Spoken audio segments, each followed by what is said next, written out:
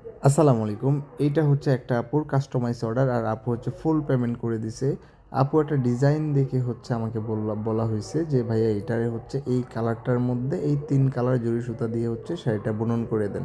তো একটা জিনিস হচ্ছে খুবই কনফিউজড থাকে আপুরা যে হচ্ছে কাস্টমাইজ করার পর শাড়িটা কেমন হবে বা কীরকম করে ফুটে উঠবে।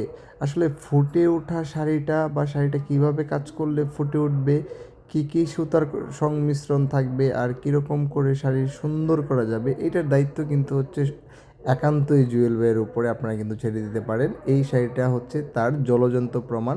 যেখানে হচ্ছে আপনারা দেখতেই পাচ্ছেন যেটা এত সুন্দর একটা 100 কাউন্টের শাড়ি, একটা 100 কাউন্টের শাড়ি কাস্টমাইজ করা চারটিখানি কথা না। এটা খুবই রিস্কি একটা ব্যাপার যে শাড়িটা কেমন হবে। তো এইটার উপর বেস করে আমাদের এই শাড়িটা দেখলেই জাস্ট হচ্ছে একদম চোখটা মানে ঠান্ডা হয়ে যাবে যে এত সুন্দর একটা 100 কাউন্টের শাড়ি আমরা এত সুন্দরভাবে কম্বিনেশন করে ফুটিয়ে তুলছি, যেটা হচ্ছে একমাত্র আমাদের দ্বারাই সম্ভব। আর আমরাই হচ্ছে সবসময় এই কাজটাই করে থাকি।